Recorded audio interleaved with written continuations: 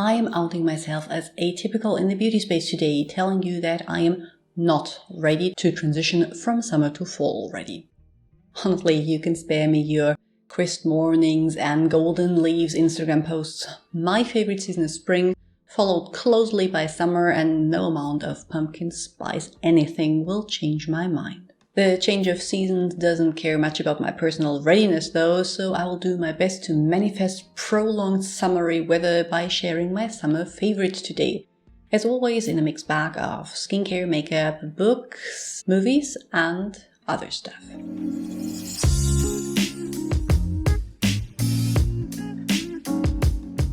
Hi, I'm Dr. Anne. I'm a medical doctor with a passion for skincare that works. On this channel, we explore the science behind skin and do quick reviews so you learn to pick exactly those products that work for your individual skin concern. So, if this is something you're interested in, please consider subscribing and ring the notification bell. And the first shout out actually goes to our camping stuff. When it became obvious last year that holidays abroad weren't really a safe option, we decided to purchase a tent trailer to complement our roof tent. We used it quite a bit last summer and this one, and I love that it gives us the opportunity to decide spontaneously if and where we want to go. When it was really hot in June, for example, we packed the kids and spent a long weekend kayaking. It is, of course, a pricey investment, but for our current situation, both as a family with smallish children and as people still in the middle of a pandemic, it is amazing. Spending a lot of time outdoors means, of course, we needed a lot of sunscreen, which is why I can confidently share my two favorites. Both have been extensively tested and already repurchased. For outdoor days and really hot weather, I love the HelioCare 360-degree water gel that feels like sunscreen in a good way and dries down to an almost powdery finish that is perfect for my more oily skin. I repurchased the oil-free version, which comes at the same price to compare, and we'll report back if that one is even better. For everyday use, the Garnier Ombre Solaire Anti-Age Super UV SPF 51 is amazing. It is more hydrating than the HelioCare version, which is why I prefer HelioCare if it is really hot, but you simply can't beat the price. €9.99 means I don't feel bad for applying and reapplying liberally, something that is very important when it comes to SPF. I am a little embarrassed to talk about my summer makeup favorite because if you are a MAC lover like I am, or at least as I used to be, you might remember that this quad, the MAC Color 4 eyeshadow quad, was part of the Spring Color Forecast LA in 2010. Yes, I bought it 11 years ago and yes, I still use it. When it comes to powder products, I'm really relaxed with possible contamination. As long as it performs well and doesn't look or smell funky, I will happily keep it in my collection. And this is just the perfect summer selection. Neutrals, but all of them with that bronzy golden hue that gives the summer twist.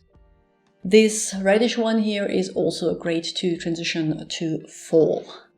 It is a quad that I keep rediscovering year after year and then get bored of a few months later, but right now I'm wearing the golden one all over my lid and then the darker brown in the outer third blended up in my crease, and that pretty much ever since I ran out of my satin taupe.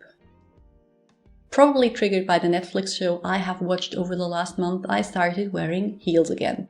Not the skyscraper ones, I guess. These are considered medium height, but after only wearing flats basically since my daughter was born 7 years ago, I need to start slow. I still don't wear them every day, but with my office day job that requires chic clothing and has me sitting around all day anyway, I have worn them enough to be able to say I can walk in them comfortably. All of the ones you see here are again bought pre-loved, which means I don't feel guilty if I skip them for flats, and which allowed me to get a few different ones without going over budget. And they all look amazing with the midi skirts I showed you in my spring favorites. Now, if you want to know which Netflix show inspired me here, it is actually a guilty pleasure that shows my age.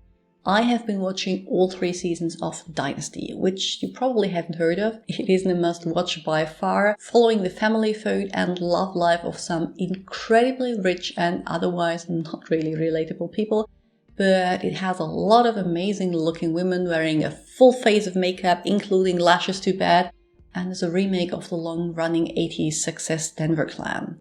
I wasn't allowed to watch Denver Clan back then, so I can't compare them directly, but once I started, I got quite invested, especially in Fallon Carrington's story and her shoe collection. Following an entirely different vibe were my reading choices, both the recommendations of my sister.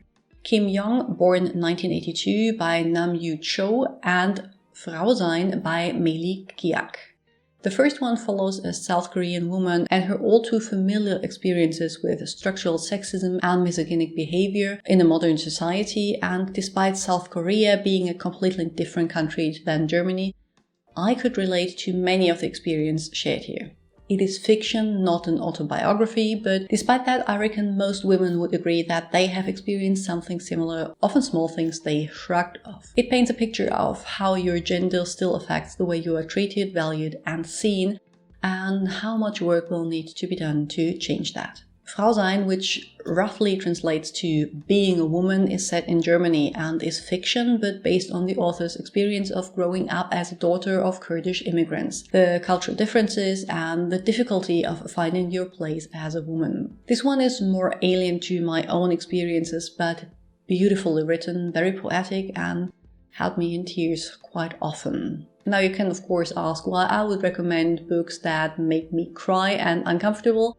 My husband is pretty confused by my reading choices, but I want my books to keep me thinking about their topics rather than to just pass my time. For more light entertainment, I suggest you head over to Deerstalker Pictures and their One for All roleplay series. As someone that loves pen and paper, I adore the slightly exaggerated depictions of a group of friends assembling for an adventure, and the production value is immense as they do switch between in and out of character, and the costumes and special effects rival film productions I have seen.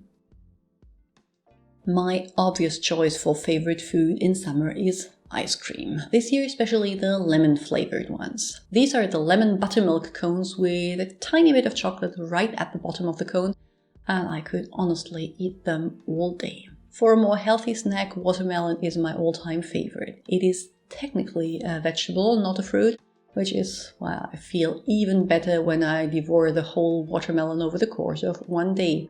And if you keep it in the fridge on a hot day, it is almost as good as ice cream. You see, with all that good stuff, I am not ready for summer to end, so if you could keep your calls for weather down and let me indulge in a few more weeks of sunshine and warmth, I would be very grateful. And if you want to get a say in which topics I discuss next or which products I buy to review, head over to my Patreon account where you get a vote. I am going to link to more videos on the screen now that I think you might enjoy, and I'm going to see you all very soon with another one. Bye!